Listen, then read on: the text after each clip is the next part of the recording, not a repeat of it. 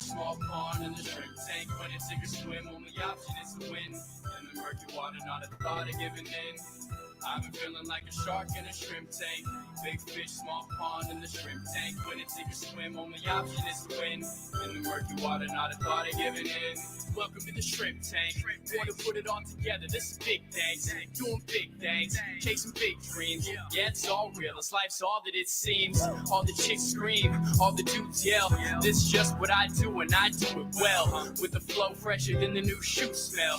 Going through hell, well homie keep going. You know the saying, you can reap what you sow in. So I don't chase girls, I just chase dreams. Play the same game, but we ain't in the same league. Running a campaign, Roby 2016. Like a phone to die, putting me in charge. I'm a general, from the front I'ma lead the charge. Like a federal, fell on my lap never. Going hard as ever. Good afternoon, everybody. Welcome back to another episode here on the Shrimp Tank, powered by Celsius Beverage. This is your first time tuning in. Check all these episodes live every single week on Wednesdays at Shrimp Tank Boca on all our socials. And of course, you can catch the replay up on our website, shrimptankpodcast.com, or wherever you catch your podcast these days. Every week, we're joined with the best and brightest entrepreneurs from South Florida. Always find the do's and don'ts of running a business. But before we get into our guest today, we're going to find out what is happening at the Florida Atlantic University with my co-host, Dr. Kevin Cox. Well, we've always got a lot going on around here. We've got our veterans program ongoing. We've got our entrepreneurship boot camp that I teach. It's ongoing right now. Both those programs will be offered again in the spring if you happen to miss it. And it's that time of year again, folks. If you're out there and you've got a promising startup or a fantastic idea for one and some, supporting materials, maybe a nice pitch deck, Tech Runway has opened their application portal for the next cohort of startups to join FAU's Tech Runway New Venture Accelerator. Just Google FAU Tech Runway and select apply. Good luck.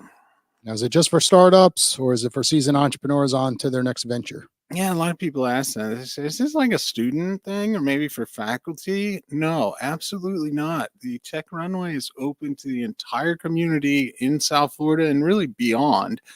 You definitely have to be in the state, and ideally you're kind of in roughly driving distance, but we've had a couple companies from Tampa and Orlando, but any founder, we're looking for the best startups we can find.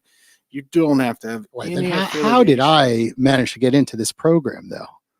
How did that happen? Well, OWL, the preeminent way to contact and network with experts, right? I mean, very, very promising and an impressive application. So if you've got something like that, I did implement a new rule when it comes to software and apps. So you're welcome if this is you. I don't care, not even a little bit. If you have a software or application idea, you have to have a prototype. I like that because everyone's got a PowerPoint, a pitch deck that looks amazing, but we all know like 99% of these products never even get their MVP built because it's so darn expensive to build an MVP these days, and apps specifically. Like they rarely get to the app store. Like they get into the beta environment, and then you're like, okay, let me get some users in the beta environment. You can't even test the app, and you run out of money, and you don't get it into the real app store. Yeah, all the time. The other thing is the program doesn't work for you because the mentors don't really have anything to do until you have a thing. Now, that said, it can be a really crappy prototype.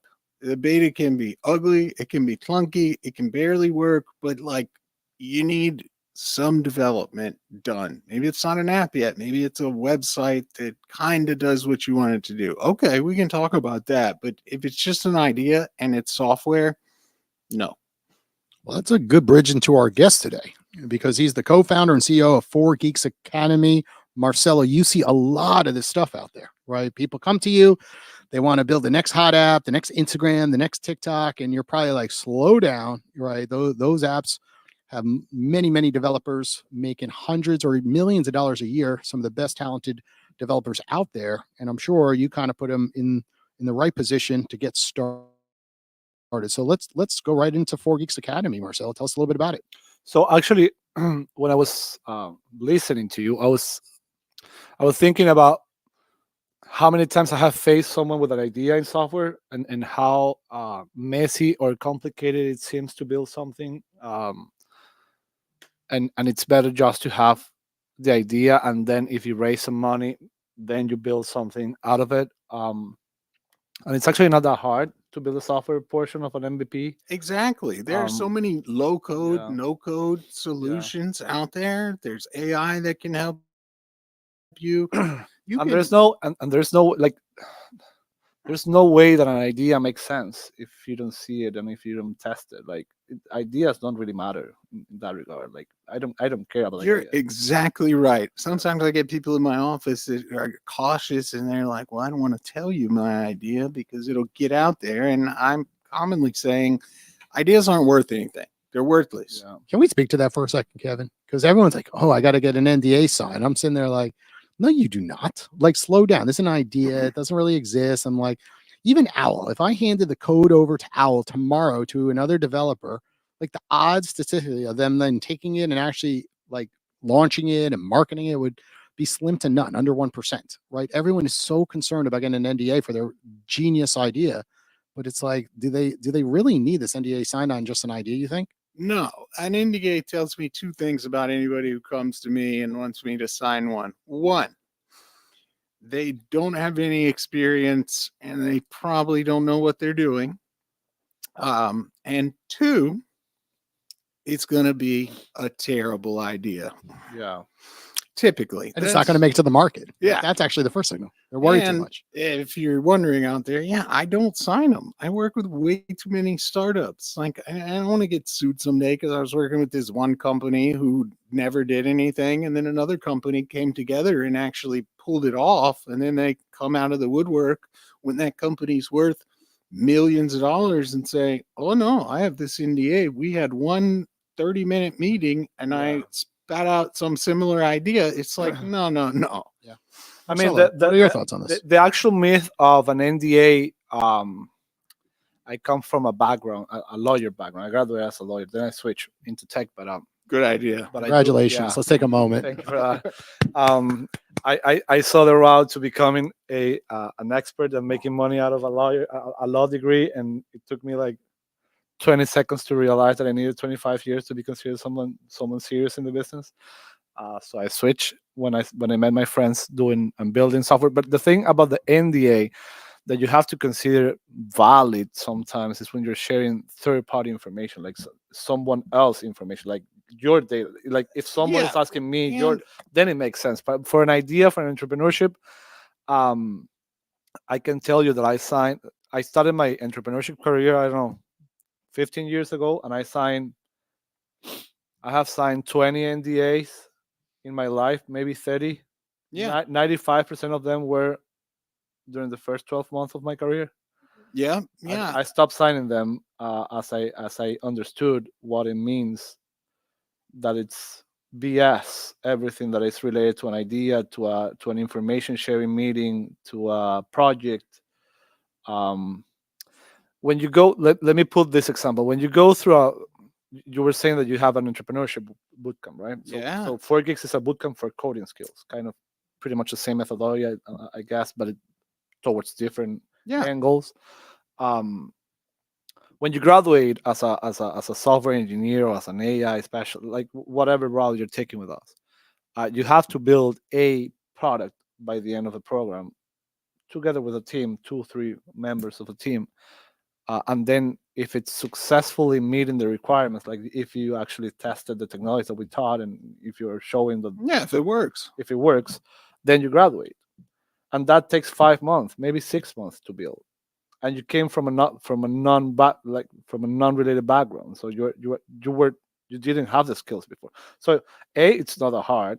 B, it's not rocket science, and C, 98% of the people building those applications, they haven't pursued a project afterwards, because it's the building the project. It's not about the MVP. It's actually the job that you need to perform after having the MVP. So you need a job, you need an income, you need something to pay the bills, which is everyone's issue right now, or it's been for Can we years. speak to that for a second? Because often I'm watching a lot of these TikTok videos about being a generalist versus a specialist in one specific category. And back in the day, it said, don't build an app unless you're a techie and you know how to code, or find a co-founder that knows how to code. And today I feel like what you just said, it's shifting that tune a tad, because folks like me who have zero background in coding, but really, have that experience as an entrepreneur from past experiences in business, and I am a generalist, right? I could pick up how to do a podcast, right? I can pick up how to do email marketing or social media marketing, and also leadership skills, right? Hire staff, right? So, can you speak to just generalists versus specialists when it comes to building technologies like that you're speaking about? Because you see a lot of them come through your doors. Yeah. So I'll tell the story that I have, my story at least. I have launched a few startups, and at the beginning I launched a few of them with similar background, people like me. Yeah. We were 3 or 4 kind of the same profile, uh, guys at the moment, and so we had pretty much the same skill set, um, and we were lacking the same kind of tools, because we were all pretty much the same. So if you're launching a startup, either if you're doing it by yourself, then you have to bet on the skills that you have. But if you're doing it with someone, you better find someone that complements those skills, right? So I'm more like you in that regard. Like I don't have a specific skill set like that you can define me within. I'm a software developer, or I'm a lawyer, or I'm an engineer, or I do marketing. I don't do one thing. But my partner, for Gigs, has two main partners. Alejandro, for example, an extremely smart, capable software engineer, and he's transformed his career into machine learning. So I'm relying on him when building the tech portion of the company, and he is the specific one, Yeah. and I'm the generalist, and that's a good thing, I believe. If you're just doing it by yourself, and I picture myself, if I'm doing it by myself, I will need someone like him for sure. But if he's doing it on his own, probably he will need someone else at the same time. And he, like, one of the things that we have discovered, that he was launching startups before doing this one with me, and I was doing the same without him, and we both failed. That's kind of where I was going. It's Yeah, almost so like when you're seeing great success, it means that you have both sides. you, The generalists as well as the specialists together. you should, yeah. Obviously, today a lot of stuff could be outsourced, so the generalists might be able to succeed without having that specialization. But I guess the other side, can the other side succeed? Because Yeah. could that side be outsourced? Like, can a specialist today who's just good at coding succeed in entrepreneurship, building a mobile app, let's say, Yeah. and building a community by outsourcing the generalist skills, I guess. Do you think? Yeah, and I don't know if, like, maybe you also have more experience in this, but it also depends on the kind of startup that you're running. Like, if it's a technology driven business, Yeah.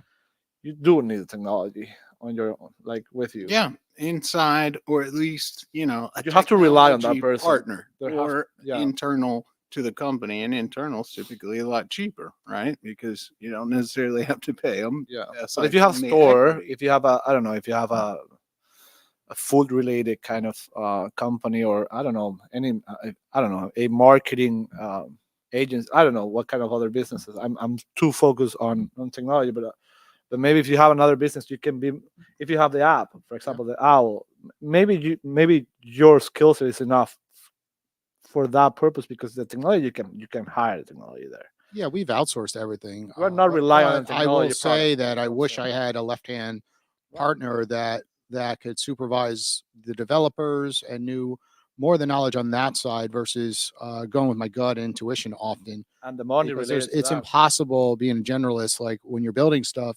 to realize, like, when you're saying to do certain things to developers, like, things are going to go backwards sometimes with a ripple, because they just don't have the common sense, I guess, is where I'm going. Like, a lot of engineers and developers, where Or you're not saying sometimes the you're like, same when I words. built this, it sounded good on paper, but that person, who is a specialist, like, no, we have to thinking about around the corner once it's built. Where sometimes in my case, I build it and then I'm like, okay, didn't think that one through completely, and then we go back and fix it. So sometimes having that second person always looking at that stuff, part of your team is very, very, very valuable. And if that person also has skin in the game, Oh yeah. then the conversation at the beginning saves a lot of money and time, because then he or she'll say, we're not going to do this because it's going to take too long, it's going to be too risky, it's going to be too expensive, we need to hire this and this person, and we have to spend this money, while at the same time we can do this, that it's also a priority. Yeah.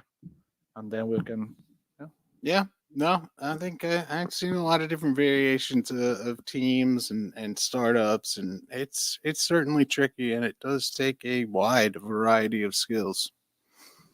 So before we end this segment of the episode, can you just talk more about 4Geeks Academy? Just go into detail what it is about, the business structure, so our audience really gets a full understanding sure about it. So for Geeks is a coding school that we launched in Miami in 2015. We were mainly focusing on teaching people how to code software, and back then it was the dream job to have. We're speaking about 10 years ago.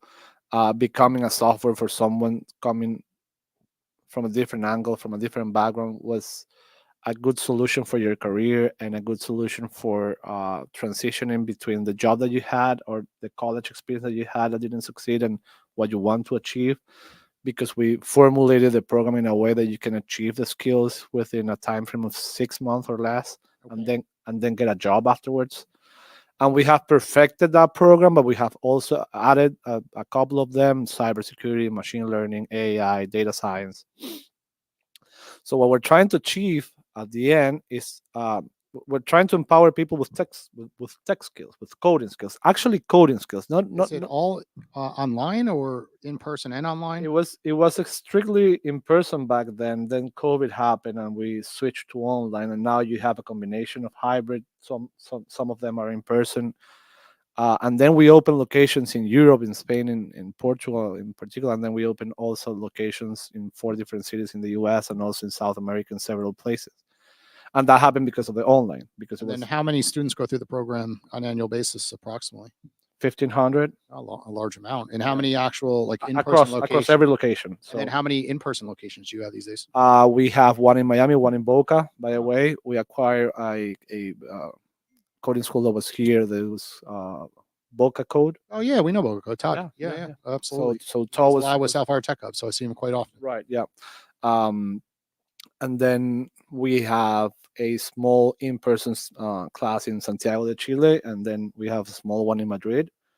But to be honest, man, even if you live across the street, people are taking the online because of the commute, like how easy it is to join and because we replicated the model. Like if you wanna, whatever was happening in person is happening online, so you get the live experience. You're missing the human contact, which is, for me at least, it's So have you franchised this model? no, No. it's all us. No. It's all you guys. Yeah. Gotcha. Yeah, I don't like franchises. I don't like franchises for this one. I'm not familiar with franchises models. I believe that you lose a lot in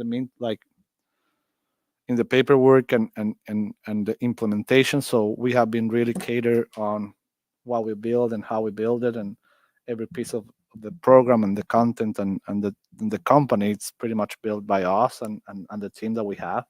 Nice. Well, Yeah. we're gonna take a quick commercial break here from one of our sponsors. Then we get back. We're gonna jump to our next segment of the show. Join the fastest growing community of professionals on the internet with OWL. Access new networks and otherwise unreachable professional contacts through the one-on-one call feature on the app. Scroll through the list of available professionals and join them for a quick call to build rich connections, expand invaluable relationships, and to broaden your professional landscape without needing lofty referrals. OWL. We bring vetted pros to your doorstep 24/7 on demand. Join our community by signing up at owl.com today. Good afternoon, everybody. Welcome back to the Shrimp Tank. You just heard the commercial by the Owl app. And what's really cool with this podcast is every week our guest creates a profile. We feature them on an expert over on the Owl app. And you can call our guests and talk about anything they spoke about during today's episode. You could pitch a collaboration with Marcelo. You could pitch him to come meet for coffee down here in Miami, Boca. You know, he said he's got 2 locations. So pretty much covers all South Florida. So go ahead and give him a ring on Al. Talk about something about, today's episode and build opportunity. Okay, so Marcelo, this segment of the show, it's called What's Hot, right? So we're going to jump into something and just dive deeper about that conversation. I've been talking a lot, so I'm going to let my co-host do the honors and kick off this segment. Well, what's hot in software development and coding? There's a lot going on with AI. I know I'm using it for drafting the types of things I draft, but it's totally different than code. What's hot in your arena? The way that the technology is being implemented has changed a lot. The way that software is being built and the capabilities are being increased by the minute. Like the way that you thought something could be built and how much time and effort could take to build something has changed totally.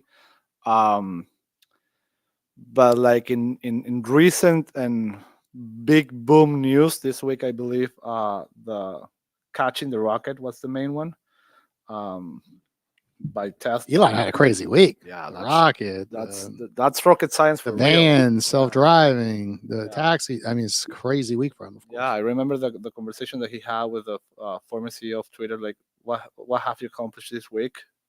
He asked him before firing him, pretty much, and or taking over.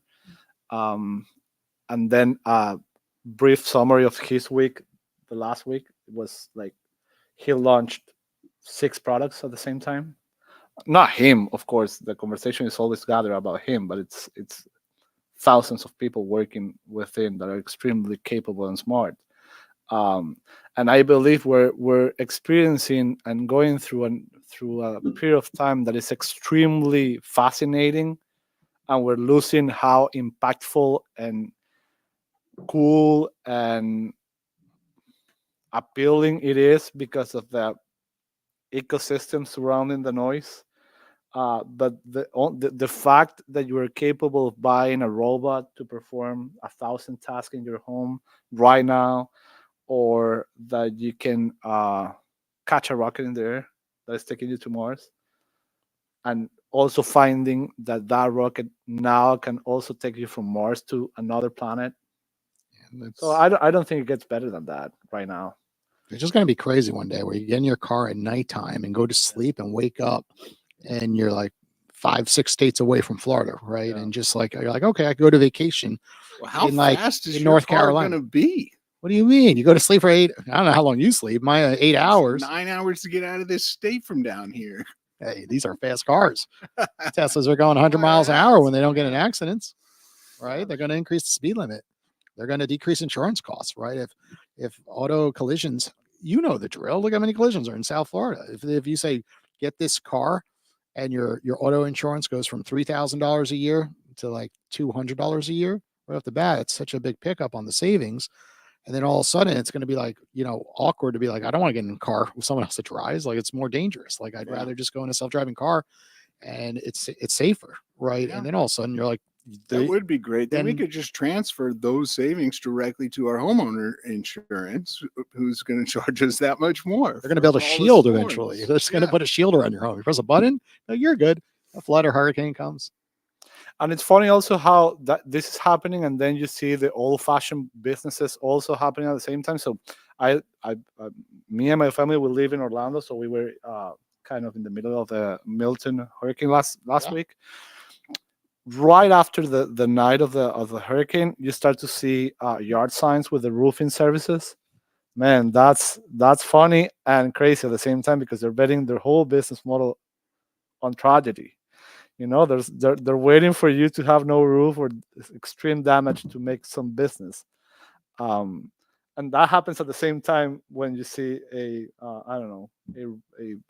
new taxi with no driver at all, and being released to the public and being able to profit from and today things get deployed so quickly. I look at my iPhone and I'm scrolling through Facebook, and all of a sudden, like, that service I need is just there. Like, I didn't tell it, but somehow it knows, right? Yeah. It picked up on my voice, or it knows what's going on, the local area I'm in. And then all of a sudden you're seeing like 6 commercials about roofing, and you're like, oh, I need a roof. And they're like, look, 5 stars. Yeah. Right. So nowadays you don't even have to do the sign, right? Yeah. You get good at technology. You could you could just deploy ads, in a correct which I don't fashion. like, to be honest. I don't either. I'm, It's crazy. I'm afraid of that. I don't like like I always click on not to track my whatever they're trying to track, but they're Well, tracking. Well, I heard Yeah, a crazy. They're somebody's tracking, and I don't tracking. like it. Like I was against. Like I was for the last, I don't know, 2 years. I was like, yeah, nobody's listening, nobody's tracking. Like they are serious. They're not serious people, man. They're tracking you. So the crazy thing I heard with ChatGPT, I was at an event a week ago, and a medical office was putting data through ChatGPT, and they were using it on their back end notes, and they stopped using it because it was showing the medication, and then that person was starting to get different things in the mail, and I guess email blasts about using a different type of prescription, and they were the only ones that had that data in their system, but it was happening to multiple patients. So it couldn't be just odds that, like, that certain medication was, just one person they typed into Google. Like, no, they were taking the notes from ChatGPT, and then it was being sold to a third party to then, without your of course. consent or even Yeah. So awareness. everything on ChatGPT, you remember, like, all of a sudden there's a lot of stuff. They know more, like more and more stuff is being just molded about who you are as an individual, and everything on TikTok, the way you scroll, Instagram, what you like, comment. It's probably quite crazy. There needs to be a new film that comes out. I forgot the name of the film when they were talking about Facebook doing that. But I could just only imagine how good it really is back behind the scenes about knowing every single individual. Hey, speaking about hot news, that are not necessarily, well, there is a tech component. So have you seen the new train that is taking the Amtrak new train that is taking us finally from Florida out of state? I have not.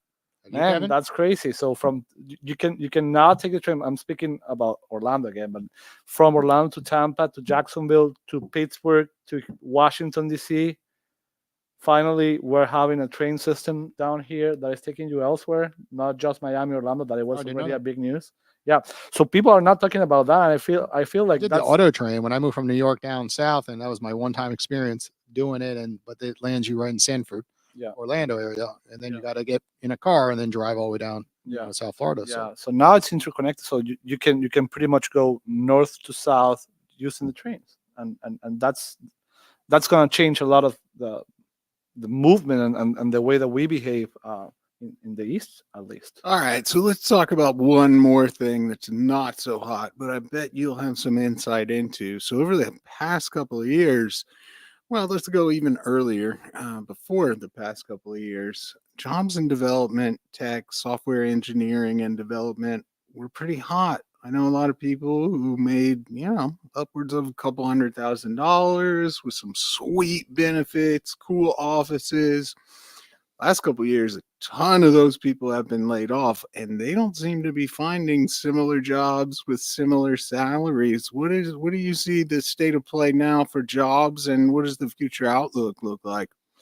Well, I think that if you only rely on getting the software skills, you're gonna have a hard time. Like if you're coming from, I don't know, if you're serving tables for a year and you are 20 years old, and then you do a boot camp for 6 months, and then you are expecting to get a six-figure job right after, that's not going to happen. What I do see happening is people getting jobs after a boot camp or after college still in technology, because let's put it this way, if something is growing, it's technology, right? For sure, and it's scalable and it's permanent. Like nobody's saying stop this. Yeah. Right. What it matters right now is that you need to add more skills into your skill set.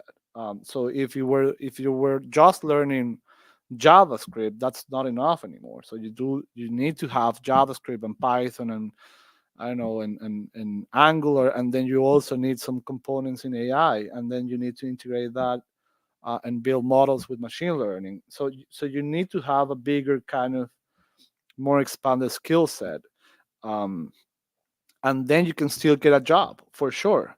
I have seen how. Let me pull this example. There's an initiative down in Miami that is called the Miami Tech Works. Miami Tech Works, that is launching a program that has been implemented for over a year. That is called Miami Tech Work, Miami Tech Talent. So we have chosen 25 students to go through the program, the full stack, the regular full stack and data science program. 20 of them got a job within the next 6 months after graduation, and that happened this year. So people are getting jobs. Yeah. That's not the whole layoff kind of. It's more. I see it more as a clickbait kind of. Let me show that people are having a hard time in technology, and the big corporates are dismissing and putting people in trouble, which is true at the same time, but that's not entirely true. They're just going to different verticals, right? Right. So now there's more cybersecurity and issues some of going the on, so then they people- go more on the security end. Some of the people, specifically who had good jobs at the big tech companies, Right. making the biggest paycheck, I know many of them Yeah. are consistently being offered jobs. They're just not quite the same as those jobs they Right. had at those big tech companies that kind of have unlimited resources to recruit. We got whoever they want. spoiled. Let's be upfront for a second. They got. Yeah, You they get a got job spoiled, at Google, and like food's free, and you get all these extra amenities, all the best best benefits, 401k, healthcare, right? But that's like a fraction of 1% of companies that offer such rich benefits. So what happens is it's only downhill from there,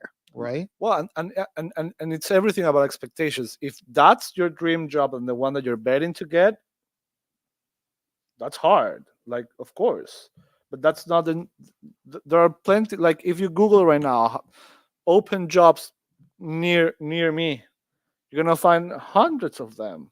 Oh, yeah. In technology at I least. saw in the Tech Hub South Florida newsletter. There's a bunch of positions that come There's out a bunch every of week. positions, and it matters your skills. It matters a little bit of your experience. Like, if you are extremely junior with no experience and just graduated from, I don't know, FIU, FAU, or 4 gigs, doesn't matter. Is it gonna be harder than someone with 5 years of experience with a bunch of skills? Of course, but that's like graduating from college. Like, I remember for me, or anyone going through college, you are not getting a job after college, buddy. That's not going to happen just because you graduated from college. Maybe you have a bunch of other things at the same time happening, and you have proven that. And then you join an internship or an apprenticeship program, and then you get a position after.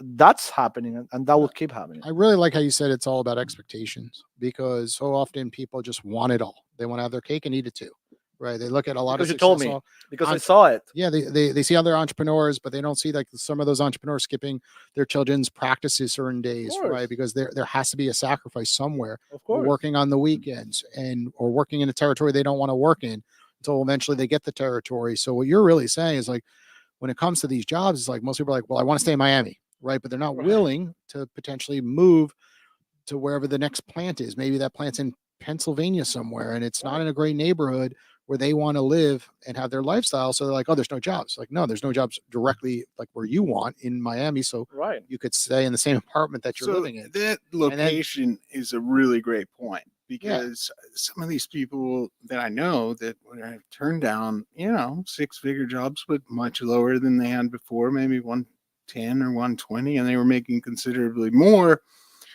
One thing that I often ask them about is, and these are, alumni people I've worked with, it's like, have you gone online to a cost of living calculator? Because if you went to San Antonio and made 120, like, it would be 210 in Southern California, Correct. actually more. Like, so you've got to look kind of at all the different factors.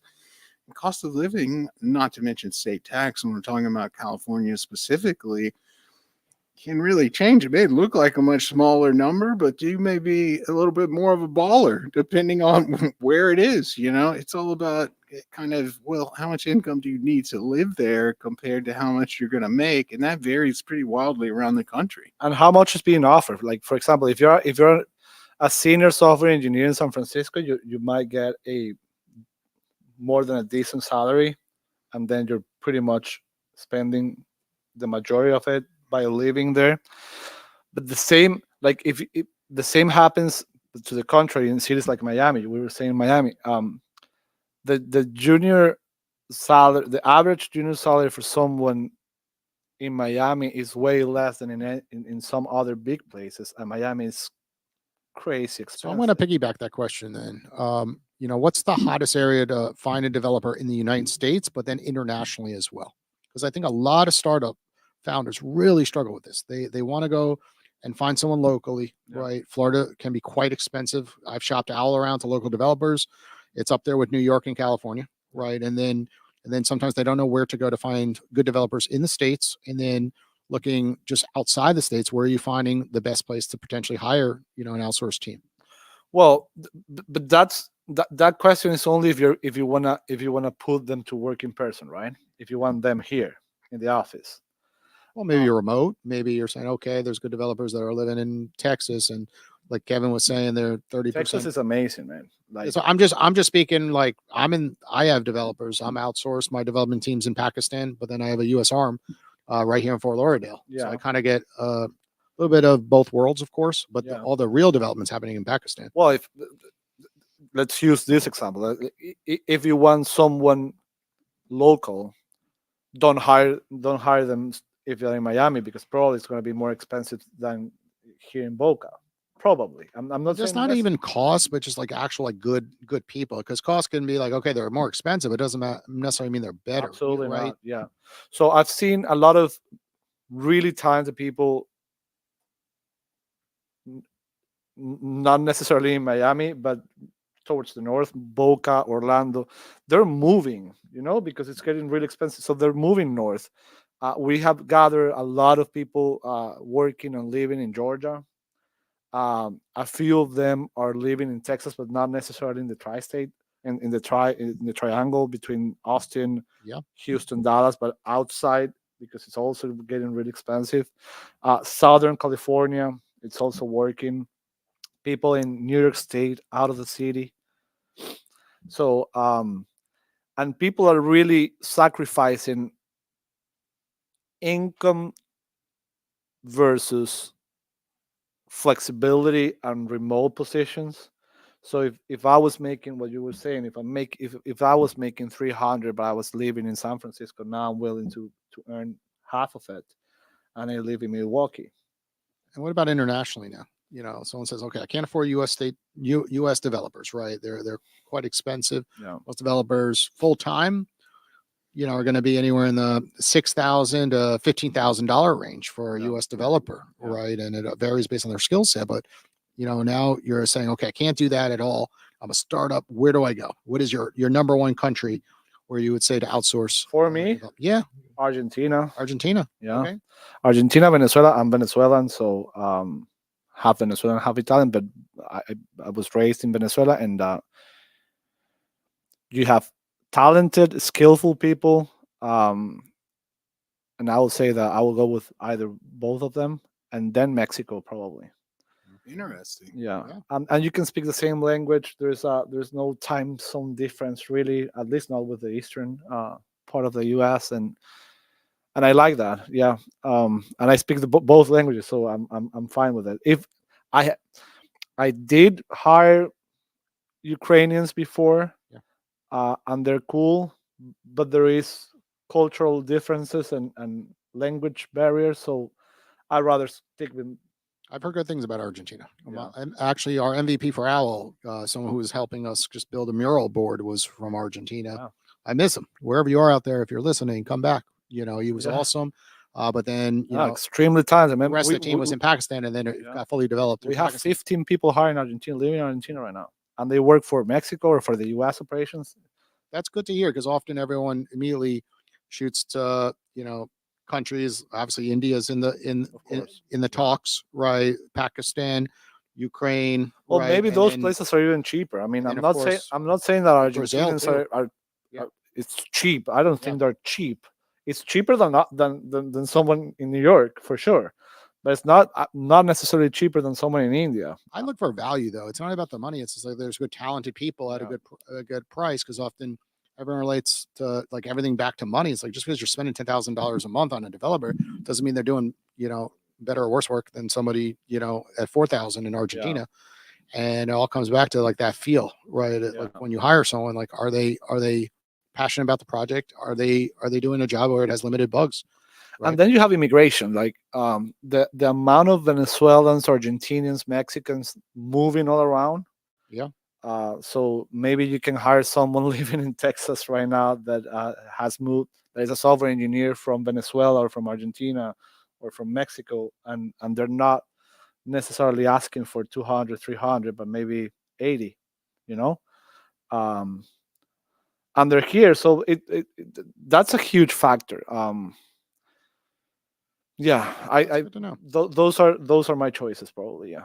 Okay, we're gonna take a quick commercial break, and when we get back, we're gonna jump to our plead the fifth segment of the show.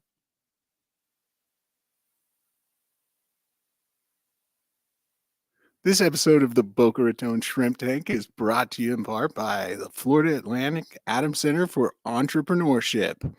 Every semester, we offer cohorts in our entrepreneurship boot camp, which is designed to train anyone and everybody how to learn and do entrepreneurship. And we also offer our Veterans Florida Entrepreneurship Program, which is fully funded by Veterans Florida, so is provided at no charge whatsoever to our veteran entrepreneurs out there.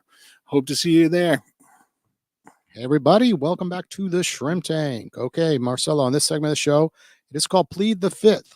So we're going to ask you a question. If you do not want to answer, just say I plead the fifth, but you could only plead the fifth one time on this segment of the show.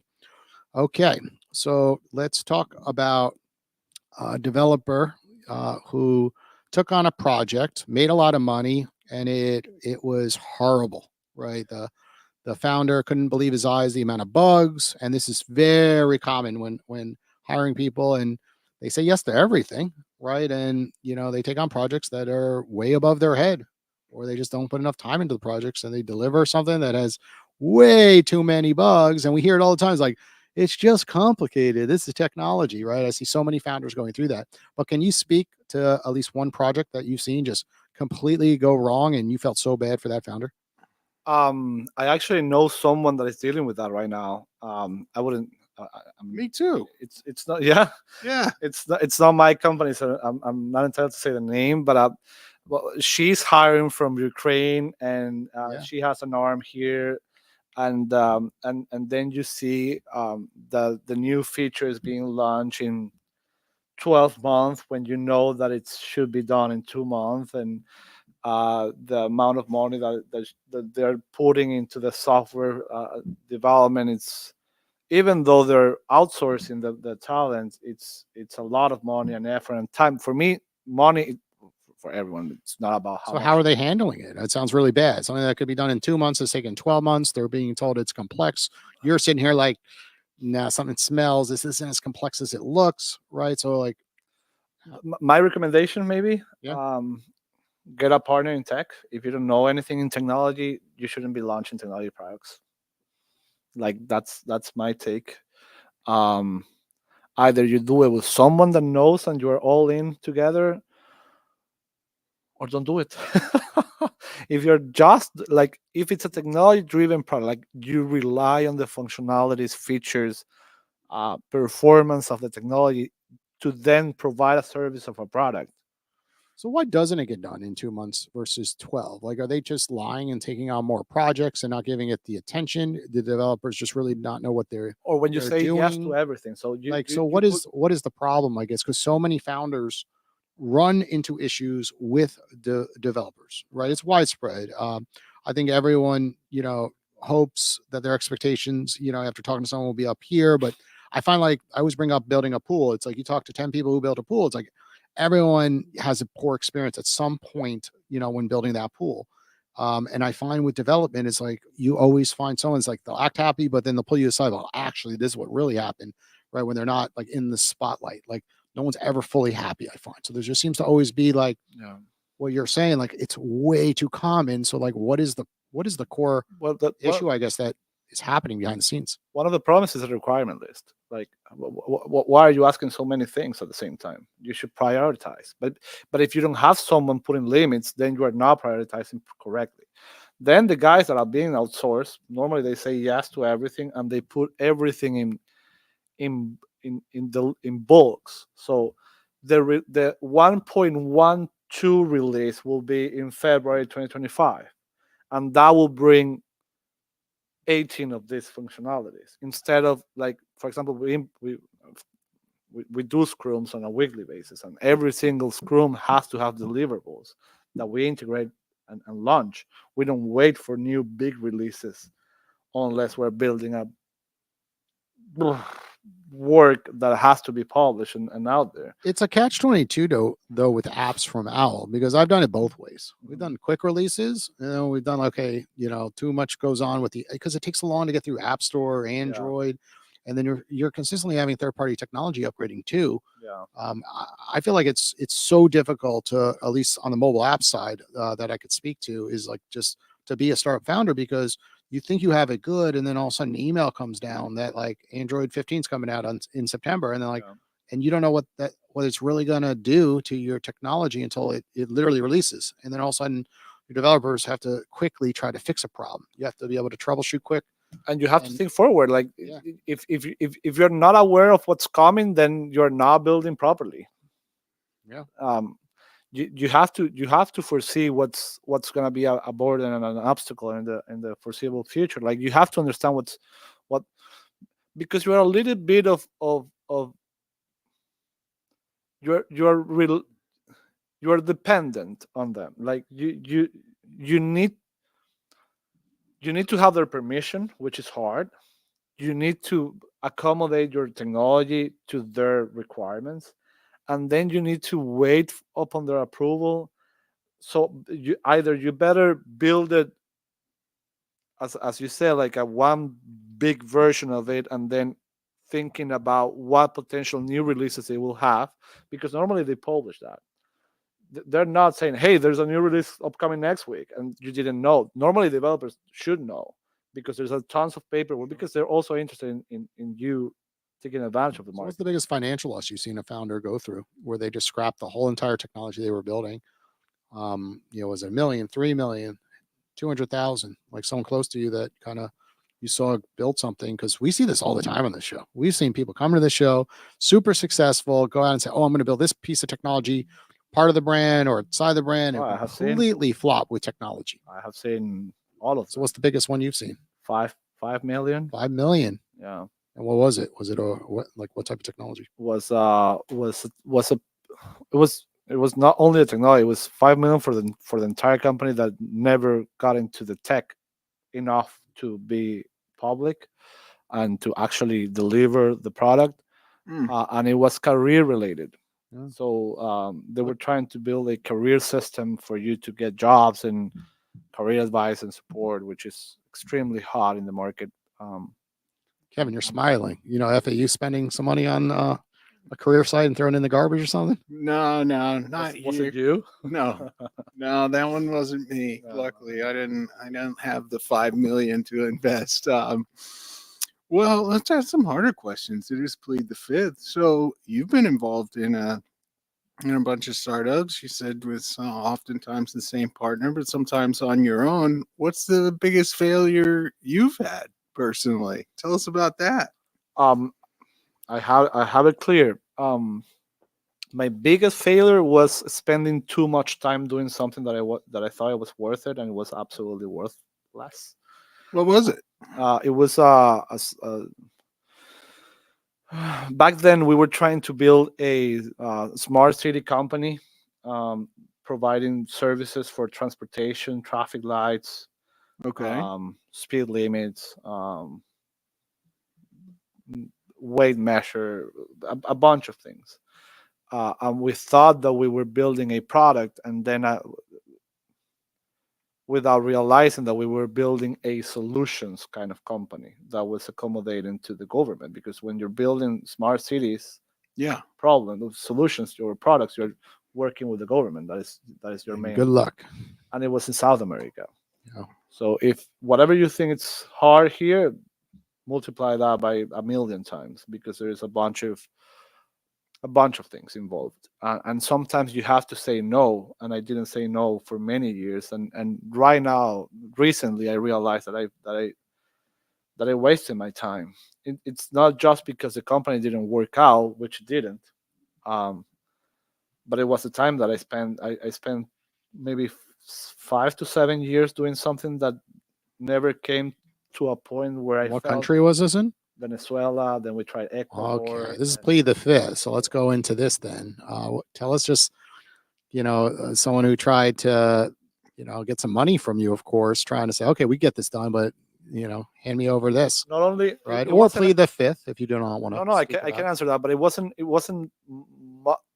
wasn't related to money. It was related to you. You are delivering this tonight, right? What? You're like the government agency or the guy in power saying you are delivering this tonight, right? Oh, yeah, Are you? sure. And you are like, do I have a choice? Oh, And they are like, no, you better deliver this tonight. It better works. If this doesn't work, you will know. And you are like, what? It's a piece of technology that we have to test because it hasn't been tested ever. Like, we're building this for you. So it's the fear that you feel coming from them, even without telling you the words. It's what you feel by being Kevin, try that with our new studio. Yeah, so things are. Try that with our new studio. Tell them like you're delivering this to us next week, right? Yeah. It's See if that works, Kevin. When you're Right? You just look at them in the eyes. Yeah, yeah. Okay, so it sounds like you've had some great experiences, and you have a great technical co-founder on the AI side that you referenced earlier in the show. But when you work together that much, something must be annoying or frustrating. What's the most frustrating thing about your co-founder? the one that I have right now. Yeah. Or you could plead the fifth. You don't have No, he's my bad. No. Whatever I feel about him, he knows. And probably the opposite. That's one of the persons that I love the most in my life. So I don't feel I don't have any, I don't know, mysterious things that I've kept. But one of the things that frustrates that creates frustration out of me is when he's building something, or he takes longer to build something, or he's doing something that you don't know that he's doing, that or that maybe he's doing it even if the both of you said no to it. he's holding because back. because he's reluctant to accept that someone has to change, or someone has to be, and to be honest, He believes half in of the time intuition. he's right. Yeah, he believes in his tuition. And No, that's even more frustrating. Yeah, it's frustrating for me. I'm not saying that he's right or not. keep going out there. Yeah, but then you feel like, for example, you feel like you haven't been in touch for a month or for 3 weeks, and you know something is going on, because that's a hard working man, and you know that he's not just taking a vacation. Yeah. He's probably doing something, building something that you are not entirely agreeing to. So that's one of the things that I Thankfully, he's been right. If he's been wrong and it costs you he's a lot being of wrong. money, He's yeah. being wrong. It He's sounds wrong like right now. He's wrong right But now. it sounds like he's right more than he's been wrong. Yeah. Okay, my last question to make you plead the fifth is: you mentioned Boca Code early in the show. Yeah. And it's probably private information, but what did you buy it for? Can you tell our audience? Well, it wasn't. Or just say I plead the fifth if you don't want to answer. No, it was a transaction that we performed on an assets based, because Todd was having a hard time keeping the company alive on a month to month basis. So cash, one of the main challenges in education companies is the cash flow. It's not actually the profit, could be The rent but in Boca Raton is very expensive. The cash flow is crazy, man. Yeah. And he's extremely good at a few things, but he didn't have the time, or maybe the skills. I don't know Todd that much, but I believe the time to look at everything at the same time. So whenever everything went together and he realized that he didn't have enough cash flow to keep on going, he was like, I'm under an extremely hard situation. So we heard about it. We came and we performed a transaction that was only about assets, current students, a few previous students, and the leads and marketing and brand name that he has built. So it wasn't a huge transaction. It was more like Well,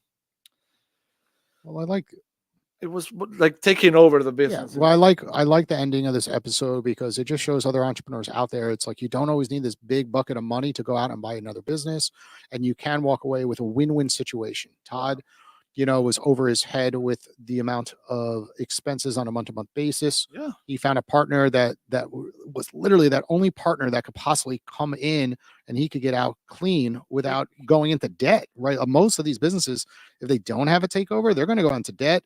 And lots of times when you see these brick and mortar locations, they're taking 5-year leases out, right? And those 5-year leases, lots of them say like to get out of the lease, it's $150,000. I know a lot of friends in this town that have 1,000, 2,000 square feet, offices on a retail level, and a lot of people forget it's like you can't just walk away. Like when you sign those agreements, like it's getting put into your own name. You can't just go, oh, we're bankrupt. It's not that easy.